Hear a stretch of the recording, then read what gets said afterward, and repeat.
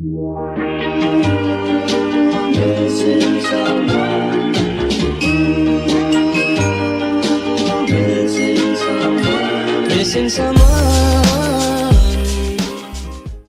On y va. Bonjour à toutes et à tous, bienvenue dans ce nouveau numéro de Full Politique. Nous sommes aujourd'hui avec Sophie Merckx. Sophie, bonjour. Bonjour. Merci d'être là, est-ce que tu vas bien? Oui, et toi? Ça va, je te remercie. On est parti pour une petite balade de quelques minutes avec le métro de la station Moulins, direction Gare du Sud. On y va. On va monter. Hop. Alors le métro devrait arriver d'ici quelques minutes, on va en attendant commencer à faire connaissance avec Sophie. Alors Sophie, on est ici à la station de métro Moulins. Oui. Est-ce que, première question, est-ce que tu prends souvent le métro?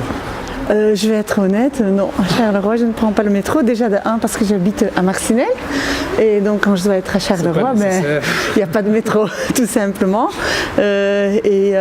Puis chez moi, donc mes enfants, ils ont leur abonnement bien sûr au Tech, ils sont tous les deux ados, donc, mais il n'y a qu'un bus par heure. Plus ou moins dans notre rue, j'habite derrière le bois du Casier en fait, et donc voilà, donc c'est quand même souvent la voiture, mais j'ai acheté un vélo électrique il y a quelques années, et donc parfois je vais en vélo aussi. Niveau fréquence des transports en commun, comme par exemple toi qui habites à 2 pas du centre-ville et qui pourtant ne trouve pas énormément de services, c'est un problème?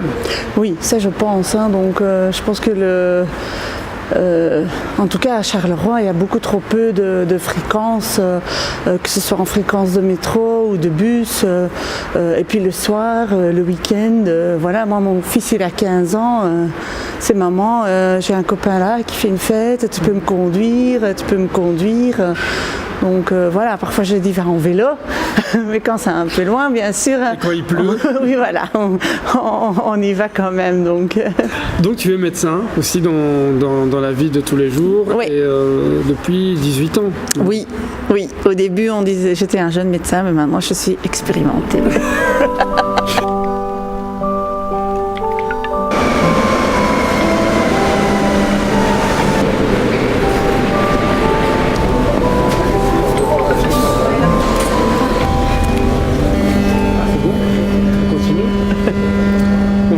Embarqué dans ce métro, on va poursuivre notre petite conversation. Tu avais évoqué Hoboken, oui.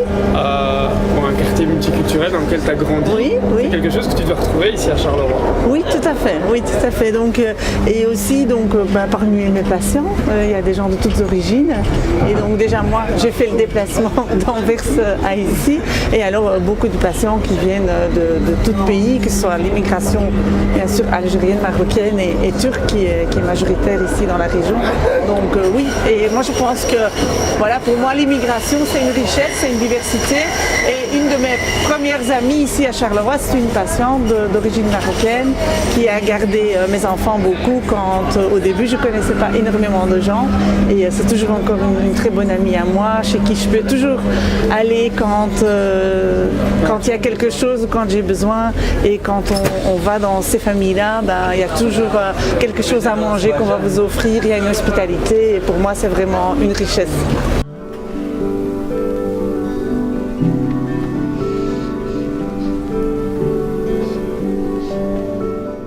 Tu viens d'évoquer ton voyage d'Anvers à Charleroi. Oui. Il s'est pas fait que pour des raisons scolaires. Comment ça s'est passé? Qu'est-ce qui a amené Sophie Merckx à Charleroi?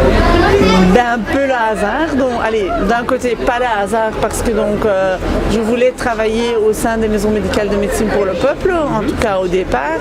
Et donc, il y avait une maison médicale ici qui avait besoin d'un médecin, donc je suis venue en renfort.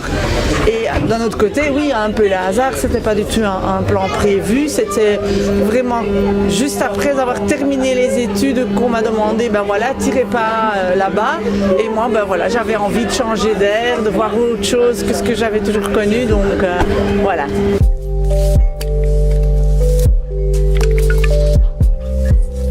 Il y a quelques années, le PTB devait presque supplier les médias pour qu'on puisse parler d'eux. aujourd'hui, il y a un vent nouveau qui souffle. Les sondages sont assez favorables Oui. pour le PTB, pour vous. Comment tu peux expliquer ça? Est-ce que tu penses qu'il y a une raison particulière? Il y a deux grandes raisons à ça. Un, le PTB a changé. C'était un parti qui restait fort enfermé sur lui-même, qui avait des grandes théories et des grands discours, mais qui n'étaient pas forcément accessibles.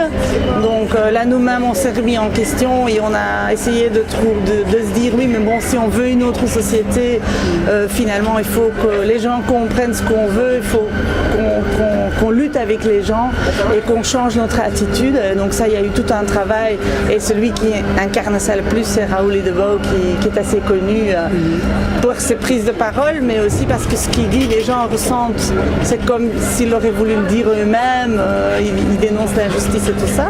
Donc je crois que le PTB a vraiment changé. D'un autre côté, je crois que quand on prend les idées du PTB, ben voilà, nous ce qu'on demande, c'est par exemple une répartition de la richesse plus juste dans le monde. Ce sont des idées, quand on voit le monde d'aujourd'hui, qui vont de soi.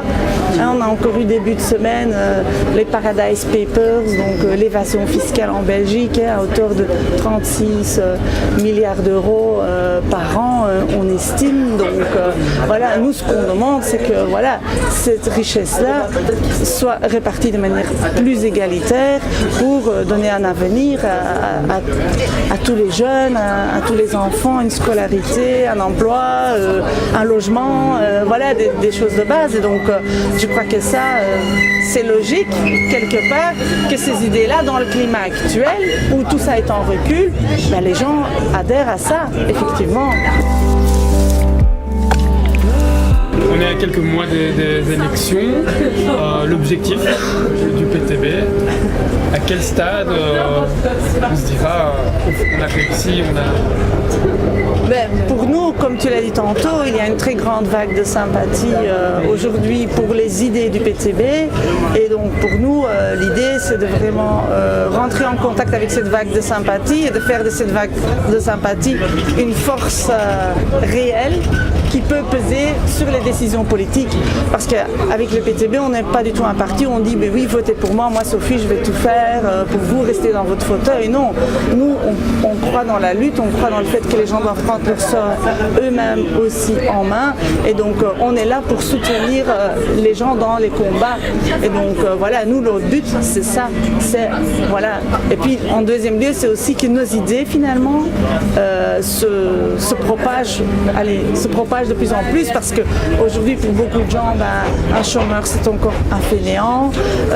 Ces idées-là sont encore très prenantes dans la société, et nous, on veut aller à l'encontre de ces idées-là, et donc ça, c'est aussi un combat à mener.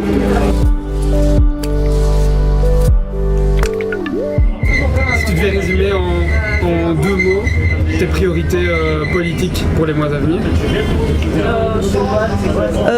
Pour Charleroi. Pour Charleroi.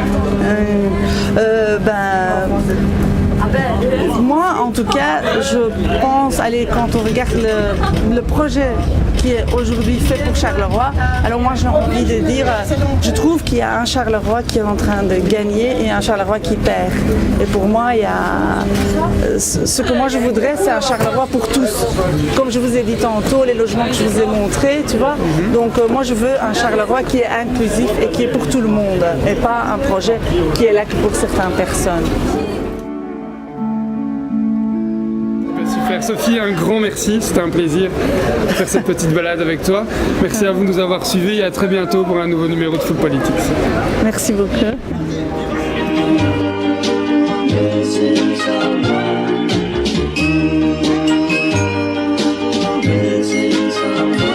Missing someone